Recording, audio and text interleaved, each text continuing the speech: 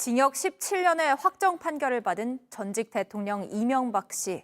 검찰의 수사 역시 대선을 앞둔 2007년에 처음 시작됐습니다. 결론은 이명박 씨를 다스의 실소유자로 볼 증거가 없다였는데요. 대선 직후 특검의 수사 결과도 비슷했습니다.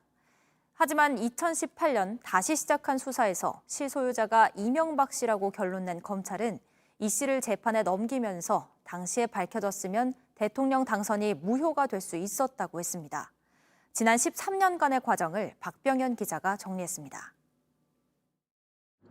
다스의 존재가 본격적으로 알려진 건 2007년 7월 약 13년 전입니다. 당시 한나라당 대선 후보 경선 때입니다. 도곡동 땅과 다스의 실제 주인이 이명박 씨가 아니냐는 논란이 불거졌습니다. 이 씨는 사실이 아니라고 했고 2007년 12월 대통령 선거 전에 서울중앙지검은 이 씨 소유로 볼 증거가 없다고 결론 내렸습니다. 검찰 수사 결과에 공정성 논란이 불거졌고 대선이 끝난 2008년 1월 정호영 특검이 다시 수사에 나섰습니다. 하지만 결론은 같았습니다.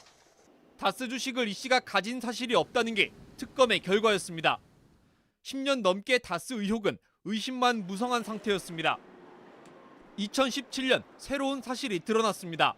정호영 특검의 부실 수사 논란입니다. 당시 특검이 다스가 비자금을 만들었다는 증거 서류를 확보하고도 이 씨 측에 그대로 돌려준 사실이 드러났습니다. 시민단체가 검찰에 고발했고 2018년 1월 검찰은 다스 본사 등을 압수수색하며 다시 수사에 나섰습니다. 김성우 전 다스 사장, 김백준 전 청와대 총무비서관 등 이 씨 측 핵심 인물들이 과거 수사 때와 달리 진술을 바꾸기 시작했습니다.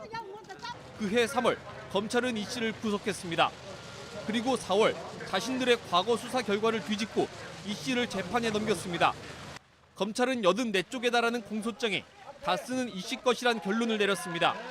당시 공소장엔 2008년 1월까지 대법원에 소송이 제기돼 판결이 확정나면 당선이 무효가 될 수 있었다고 적혀 있습니다. JTBC 박병현입니다.